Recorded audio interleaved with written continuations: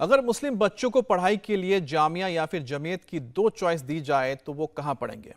हम ये सवाल इसलिए पूछ रहे हैं क्योंकि दिल्ली में दो अलग लोकेशन में दो अलग तस्वीर दिखी है। एक प्रोग्राम जामिया का और दूसरा प्रोग्राम जमीयत का। अब जामिया यूनिवर्सिटी के कैंपस में हुए प्रोग्राम में मंच से लेकर चीफ गेस्ट तक सब लेडीज थी। वहीं जमीयत के प्रोग्राम में ज्यादातर मौलाना और आलिम दिखे। मुसलमानों के सामने पढ़ाई के दो मॉडल दिखे हैं। जामिया और जमीयत के एजुकेशन मॉडल में क्या अंतर था, इस रिपोर्ट से समझिए। मुस्कुराने लगा है ये अब गुलसिता, आने देंगे यहाँ पर न अब हम विदा, आने देंगे यहाँ पर न अब हम विदा, गीत हरदम बहारों के गाएंगे हम। वाकई ये बच्चियां अब हर दम बहारों के गीत गा सकती हैं, चांद सितारों को छू सकती हैं, क्योंकि अब इनके पीछे सरकार खड़ी है, मुस्लिम बच्चियों की तालीम का इंतजाम कर रही है। आज जुमे के रोज दिल्ली में मुस्लिमों की तालीम को लेकर दो प्रोग्राम हुए। दोनों में मुस्लिम लड़कियों पर फोकस था। पहला प्रोग्राम था जामिया यूनिवर्सिटी के कैंपस में स्थित जामिया सीनियर सेकेंडरी स्कूल में और दूसरा जलसा था जमीयत उलेमाए हिंद का, जिसमें NIOS एग्जाम में टॉप करने वाले स्टूडेंट्स को सर्टिफिकेट दिए गए। आज हम आपको इन्हीं दोनों प्रोग्राम्स के जरिए ये दिखाएंगे कि अगर मुस्लिम समाज को अपनी बच्चियों को पढ़ाना है, दुनिया के साथ कदम ताल करवाना है, तो कैसी तालीम बेहतर है, जामिया की या जमीयत की।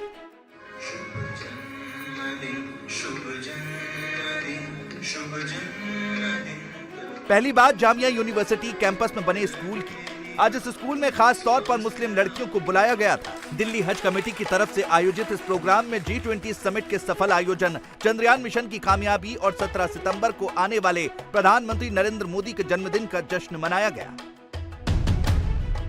खास बात यह थी कि इस प्रोग्राम में मंच संचालन से लेकर चीफ गेस्ट तक सब लेडीज थी। जामिया जैसी यूनिवर्सिटी की पहली वाइस चांसलर नजमा अख्तर यहाँ थी। दिल्ली हज कमेटी की कमान भी पहली बार किसी महिला के हाथ में है और दिल्ली हज कमेटी की प्रेसिडेंट कौसर जहां भी यहाँ थी। जामिया यूनिवर्सिटी की वाइस चांसलर नजमा अख्तर ने ये बात मंच से कही भी कि उन्हें उम्मीद थी कि वो किसी दिन मुस्लिम महिला को हज कमेटी जैसे संगठन की मुखिया बनते देखेंगी, लेकिन इससे ये साबित होता है कि मौजूदा सरकार में मुस्लिम लड़कियों के सामने कितने अवसर हैं। पहली औरत देखी है मैंने इस जगह बैठी हुई और इतनी छोटी, तो ये हम सब के लिए, आप लोगों के लिए कितना इंस्पिरेशन का मौका है कि आप भी पहुंच सकती हैं इन जगहों पे जहां आप लीड करेंगी बड़े बड़े प्रोग्राम्स को और सक्सेसफुली लीड करेंगी। जामिया की वाइस चांसलर जो कह रही थी, उनकी बातों में दम है। मोदी सरकार ने मुस्लिम लड़कियों के लिए ऐसी कई योजनाएं चलाई हैं जो उन्हें बड़े बड़े पदों में पहुंचने में मददगार हो सकती हैं। मोदी सरकार हर साल 50 लाख मुस्लिम लड़कियों को पढ़ाई के लिए स्कॉलरशिप देती है। मोदी सरकार ने इनके लिए 3E यानी एजुकेशन, एम्पावरमेंट और एम्प्लॉयमेंट का टारगेट रखा है। मोदी सरकार इस वक्त मुस्लिम लड़कियों को 3 तरह की स्कॉलरशिप दे रही है।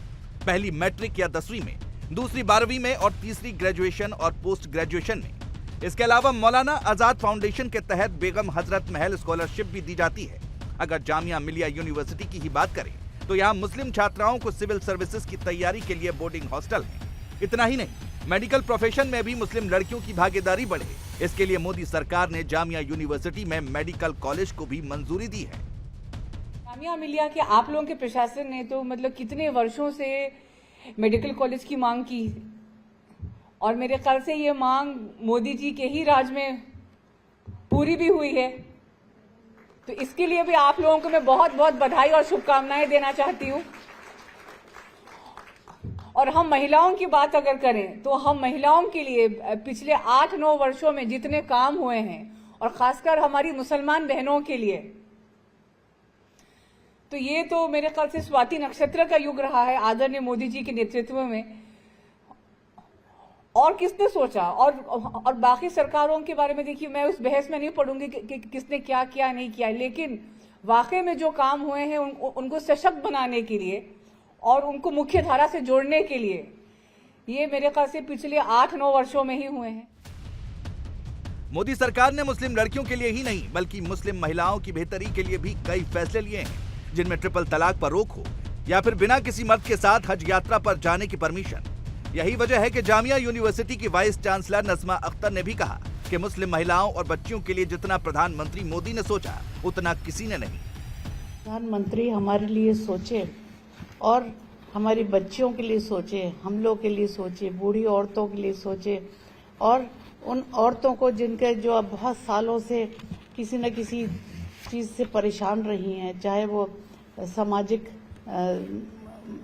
बातें हों या किसी भी टाइप की बात हो, उनसे जो परेशानियां थी उनकी, जिसको कहने वाला कोई था नहीं, किससे कहें, उन सारी चीज़ों से उन्होंने हमें निजात दिलाई है और हिम्मत बढ़ाई है कि अगर तुम्हें कोई नहीं सुन रहा है तो तुम यहाँ बोल सकते हो जाके। और आज तक जो बोली हैं लड़कियाँ या लेडीज़ या औरतें, जो बूढ़ी, ख़ासतौर से बूढ़ी औरतें भी, बूढ़ी औरतों को तो के लिए तो कोई सोचा ही नहीं था किसी ने कि उनके लिए भी कुछ चाहिए। जामिया का प्रेशर अब जमीयत पर भी दिखने लगा है। मुसलमानों में मॉडर्न एजुकेशन की बढ़ती चाहत, खासकर मुस्लिम लड़कियों में साइंस और प्रोफेशनल कोर्सेज के प्रति बढ़ता रुझान जमीयत को भी अपनी तालीम के तरीके पर फिर से सोचने पर मजबूर कर रही है। जमीयत उलेमाए हिंद भी बदल रहा है, लेकिन बहुत धीरे धीरे। आज ही दिल्ली के मदनी हॉल में जमीयत की तरफ से NIOS एग्जाम में टॉप करने वाले मदरसा स्टूडेंट को सम्मानित करने का प्रोग्राम आयोजित किया गया। दरअसल जमीयत ने NIOS यानी national institute of open schooling के साथ हाथ मिलाकर जमीयत ओपन स्कूल बनाया है। इस टाइप के बाद जमीयत के तहत संचालित होने वाले मदरसों में NIOS के सिलेबस के मुताबिक मॉडर्न एजुकेशन भी देनी होती है। जमीयत के मदरसों में वैसे तो लाखों मुस्लिम बच्चे दीनी तालीम लेते हैं, लेकिन उसका टारगेट कम से कम 50,000 बच्चों की NIOS की तरफ से तय एजुकेशन को बढ़ाना है। देश भर में 280 मदरसों में करीब 10,000 मुस्लिम छात्र इसमें एडमिशन ले चुके हैं। करीब 2,000 बच्चों को NIOS की तरफ से सेकेंडरी लेवल का सर्टिफिकेट दिया जा चुका है। NIOS की तरफ से सर्टिफिकेट पाने वाले इन्हीं में से कुछ स्टूडेंट्स को आज सम्मानित किया गया। ये सभी वो छात्र छात्राएं हैं जिन्होंने एग्जाम में टॉप किया। टॉप करने वालों में कई मुस्लिम लड़कियां भी हैं। अपॉर्चुनिटी का बहुत ज़्यादा शुक्रिया अदा करती हूँ कि उन्होंने हमें ऐसी अपॉर्चुनिटी दी है कि हम भी कुछ कर सके, हम भी अपने आप को दिखा सके कि हाँ हम भी कुछ कर सकते हैं। एंड मैं सभी का शुक्रिया अदा करना चाहती हूँ कि उन्होंने इतना ज़्यादा हम पर एतमाद किया और फिर उसके बाद हमें बाकायदा हमारी मेहनतों को सराहा भी है। तो मैं बहुत ज़्यादा शुक्रगुजार हूँ सभी की। उन्होंने हमारे लिए, हम तमाम बहनों के लिए, हम तमाम बेटियों के लिए घर पर ही रहकर हमें दीनी तालीम हासिल करने का मौका इनायत फरमाया। और मैं शुक्रगुजार हूँ जमीयत उलमाए हिंद की कि वो अपने अंदर, अपने कल्ब के अंदर, अपने दिमाग के अंदर हम मुस्लिम बेटियों के लिए, हम मुस्लिम बहनों के लिए इतने फिक्रमंद रहते हैं। आज हम घर पर रहकर हमने घर के काम काज भी किए और साथ ही साथ हमने घर पर रहकर अपने घर के काम काज को छोड़कर 2 घंटे दीनी तालीम हासिल करने के लिए निकाला। ये मुस्लिम लड़की जो कह रही थी वो जमीयत के मदरसों की एक बड़ी समस्या है। वो लड़कियों को तालीम तो दे रहा है, लेकिन घर पर रहकर। जमीयत उलेमाए हिंद अब भी को एजुकेशन यानी सह शिक्षा के पक्ष में नहीं है। कुछ अर्सा पहले जमीयत के मुखिया मौलाना अरशद मदनी ने कहा था कि लड़के लड़कियों को एक साथ नहीं पढ़ना चाहिए। मदनी ने कहा था कि लड़के और लड़कियों के एक साथ पढ़ने से अनैतिक और अश्लीलता फैलने का खतरा रहता है।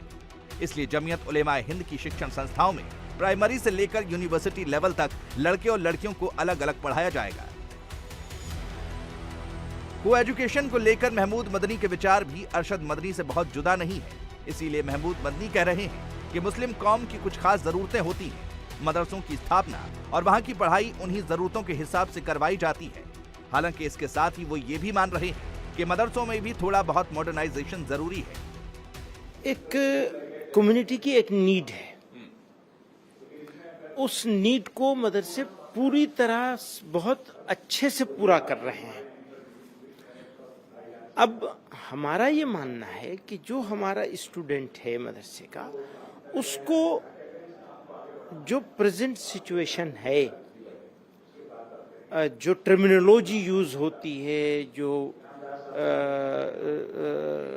साइंस के जो बुनियादी, तो उसके एक लेवल तक की अंडरस्टैंडिंग जरूर होनी चाहिए। बच्चों को मेन स्ट्रीम एजुकेशन से भी जोड़ा जाना चाहिए ताकि वो अंडरस्टैंड कर सके, समझ सके और अपना रोल प्ले कर सके नेशन बिल्डिंग में, कम्युनिटी बिल्डिंग में। एजुकेशनल सिस्टम में, जो एजुकेशनल सिस्टम है, मेन स्ट्रीम एजुकेशनल सिस्टम, वहाँ भी हमारा रोल होना है हमारे बच्चों को। अब सवाल यह है कि मदरसों की स्थापना मुस्लिम कौम की जरूरतों को पूरा करने के लिए की जाती है। अगर जमीयत मदरसों के आधुनिकीकरण को लेकर खास इंटरेस्टेड नहीं है, तो फिर उसे अपना सिलेबस मॉडर्न क्यों करना पड़ रहा है? इसकी एक वजह तो खुद मुस्लिम समाज के भीतर से उठ रही आवाजें हैं। ज्यादातर लोग यही चाहते हैं कि पढ़ लिख कर उनके बच्चे भी अच्छी नौकरी करें, डॉक्टर, इंजीनियर और अफसर बने। इसके लिए मॉडर्न एजुकेशन जरूरी है। इसके अलावा सरकार की तरफ से यह भी ऑर्डर है कि अगर सरकारी मदद चाहिए तो मदरसों के सिलेबस को बदलना होगा, उसमें तकनीकी शिक्षा को शामिल करना होगा। इस प्रोग्राम में आई NIOS की हेड प्रोफेसर सरोज शर्मा ने भी कहा है कि अगर मदरसों को रोजगार के फील्ड में काम आ सकने वाले सर्टिफिकेट चाहिए, तो फिर उन्हें भी विज्ञान की पढ़ाई को अपने सिलेबस में शामिल करना होगा। NIOS ने जो कन्वेंशनल एजुकेशन है वो तो दिया ही, मगर उसके लिए एक जरूरत होती है कि स्कूल का होना अनिवार्य है। हाल ही में NCVT ने हमें अवार्डिंग बॉडी का दर्जा दिया है। हमारे यहाँ 103 वोकेशनल कोर्सेज हैं जिनको स्किल ओरिएंटेड कोर्सेज बोलते हैं, तो उसमें स्कूल का कंपल्शन नहीं है। हमारे जो गाइडलाइंस है उसको लेके अगर इंफ्रास्ट्रक्चर है तो 103 वोकेशनल कोर्सेज जो NSQF कंप्लायंस भी काफी हैं, उसमें NSQF अलायंस है ये, तो उसमें स्किल इंडिया, NCVT और NIOS तीनों का ही स्टैंप मिलेगा। ये जो सबसे बड़ी बात है, उनको सर्टिफिकेट मिलेगा, और एक बार जो सर्टिफिकेट मिल जाता है तो वो उनके आगे की तालीम, उसके साथ साथ रोजी रोटी के क्षेत्र में सर्टिफिकेट मिल जाएगा, तो वो एक तरीके से पूरी तरीके से एलिजिबिलिटी उनकी हो जाएगी कि रोजगार मिले और साथ साथ वो उच्च शिक्षा में जाएं। और जैसे है कि आप उच्च शिक्षा में जाएंगे तो बहुत सारे एवेन्यूज खुल जाएंगे।